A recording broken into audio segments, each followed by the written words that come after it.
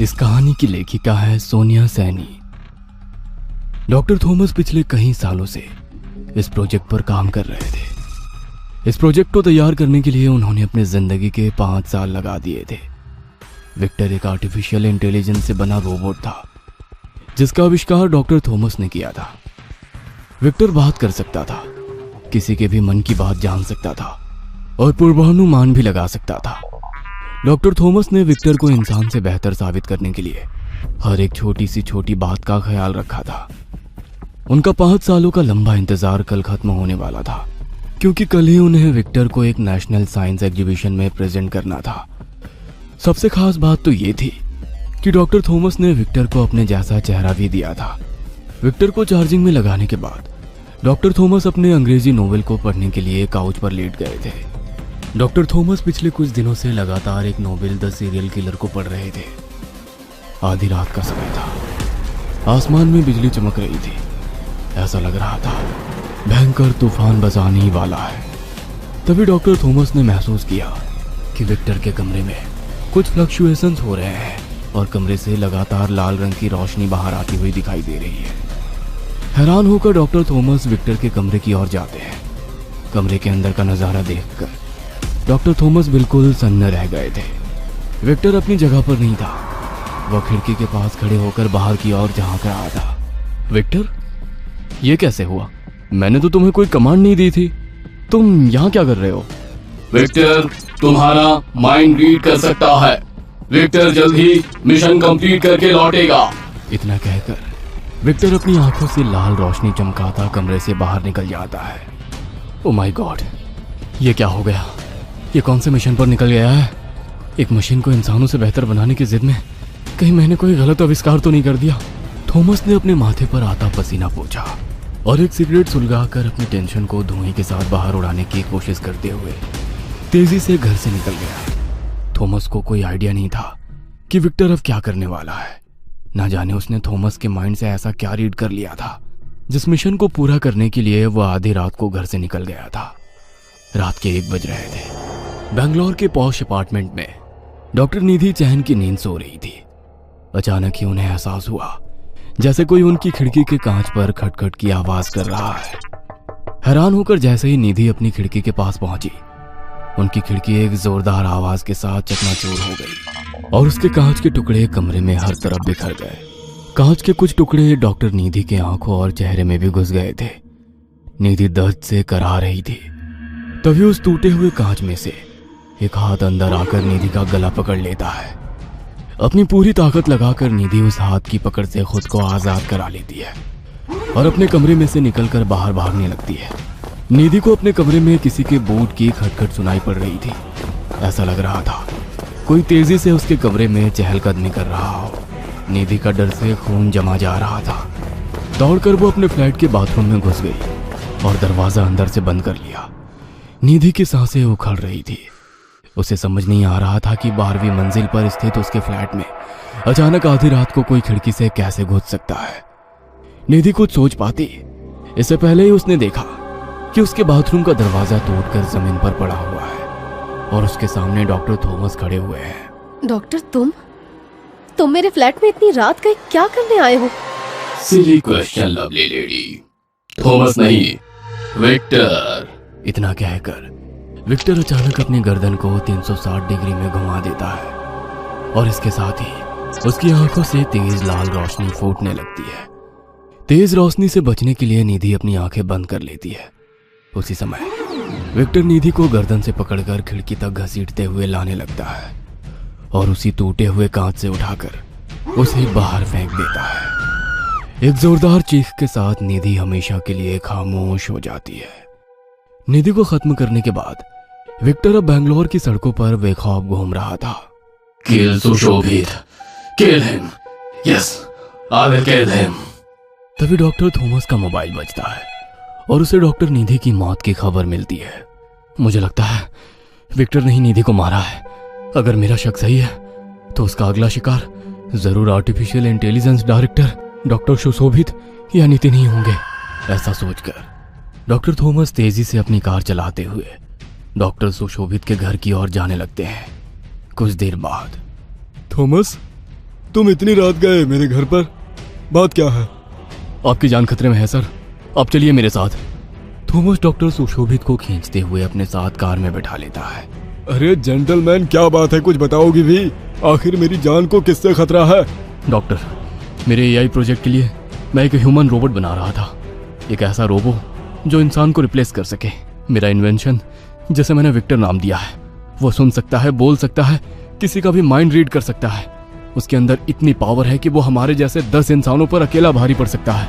ओह Bravo, ये तो बहुत अच्छी बात है यंग मैन, बहुत बहुत बधाई हो तुम्हें, फाइनली तुमने कर ही दिखाया।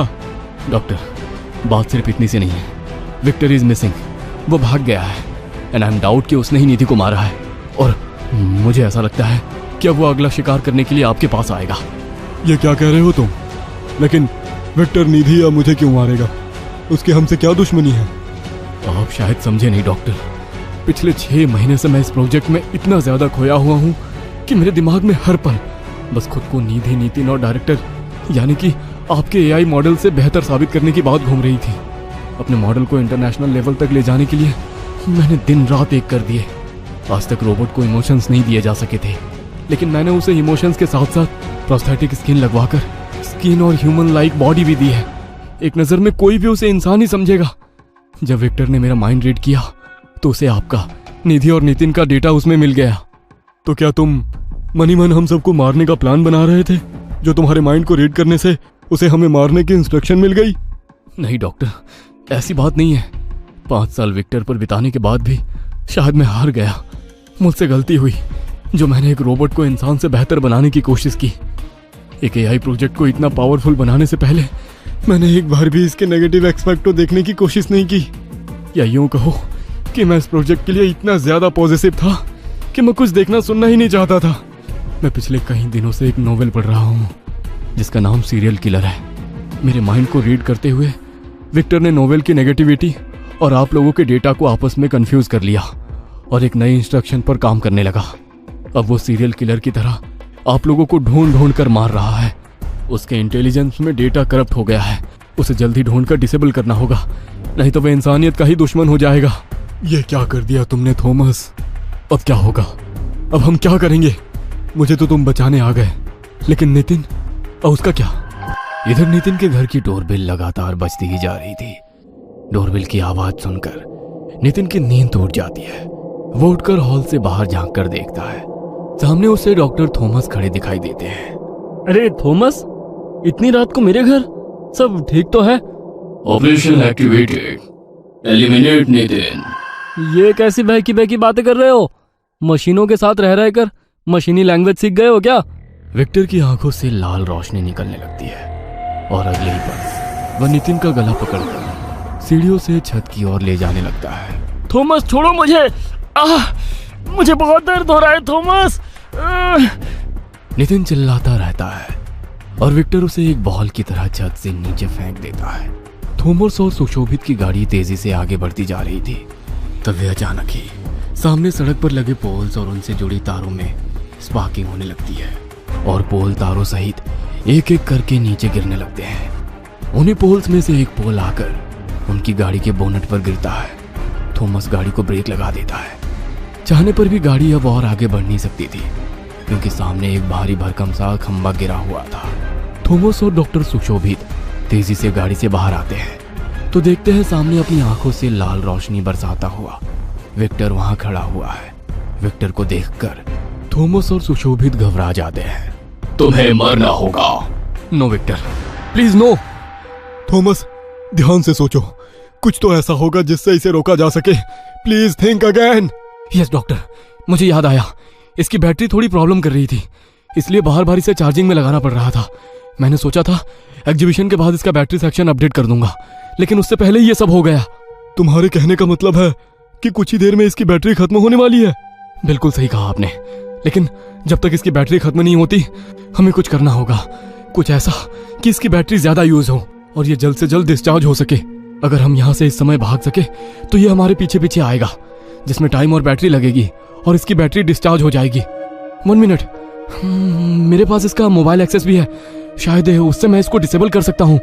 थॉमस अपना मोबाइल निकाल रहा होता है, तभी विक्टर डॉक्टर सुशोभित का एक पैर पकड़कर उसे घसीटने लगता है। प्लीज मुझे बचाओ, मैं मरना नहीं चाहता, मुझे बचाओ। कांपते हाथों से थॉमस विक्टर का डिसेबल बटन प्रेस करते हैं और विक्टर अगले ही पल अपनी जगह पर रुक जाता है। Disable command, all operation stop. चलो यहाँ से, आज तो मैं बहाल बहाल बचा हूँ। इतना कहते हुए डॉक्टर तेजी से भागने लगता है। वो दोनों कुछ दूर तक चले होंगे कि उन्हें फिर से विक्टर के एक्टिवेट होने की आवाज सुनाई देने लगती है। थॉमस घबराकर पीछे देखता है। रोबोट ने अपने कपड़े उतार दिए थे और वो अपने बदन से लाल रोशनी बिखेरता वापस से उठकर खड़ा हुआ था। Auto mode activate, auto mode activate, kill them, kill all of them, kill. यह कैसे हो सकता है? विक्टर अपने आप ऑटो मोड में ऑन कैसे हो गया? सर, मुझे तो लगता है ये विक्टर इविल एआई मशीन बन गया है। भागिए यहाँ से, अब ये मुझे भी नहीं छोड़ेगा। वे दोनों अपनी जान बचाकर भागते हैं, लेकिन विक्टर की फुर्ती के कारण ज्यादा दूर तक जा नहीं पाते हैं। विक्टर उन दोनों पर अपने लोहे के हाथ से वार करता है, जिससे वे निठाल होकर नीचे गिर पड़ते हैं। इसके बाद विक्टर उन्हें घसीटते हुए पहाड़ी के किनारे की ओर ले जाने लगता है। नोबेल में सीरियल किलर सबको ऐसे ही ऊंचाई से धकेल कर मारता है, इसलिए ये हमें भी ऊंचाई से धक्का देने वाला है। थॉमस और सुशोभित उसकी पकड़ से छूटने के लिए छटपटा रहे थे, लेकिन उसके लोहे जैसे हाथों से छूट पाना उनके लिए संभव नहीं था। अचानक चलते हुए विक्टर की पकड़ ढीली पड़ने लगती है। इसकी बैटरी वीक हो गई है, कुछ ही देर में ये इनएक्टिव हो जाएगा। यही समय है डॉक्टर, जल्दी से इसके टुकड़े टुकड़े कर देते हैं और अलग अलग दिशाओं में फेंक देते हैं, ताकि ये फिर कभी इंसानियत पर खतरा बनकर ना मंडराए। थॉमस और सुशोभित विक्टर की लो बैटरी का फायदा उठाकर जल्दी जल्दी रोबोट के पार्ट्स अलग अलग करके उन्हें अलग अलग दिशाओं में फेंक आते हैं और फिर विक्टर की भयानक यादों के साथ अपनी आगे की जिंदगी बिताने लगते हैं। ये कहानी आपको अच्छी लगी हो तो हमें सब्सक्राइब करें, हमारा इंस्टाग्राम और फेसबुक पेज जरूर फॉलो करें। अगर आपके पास ऐसी ही कोई कहानी हो तो हमें कमेंट बॉक्स में भेजें। हम कोशिश करेंगे कि अगली एनिमेटेड स्टोरी आपकी होगी।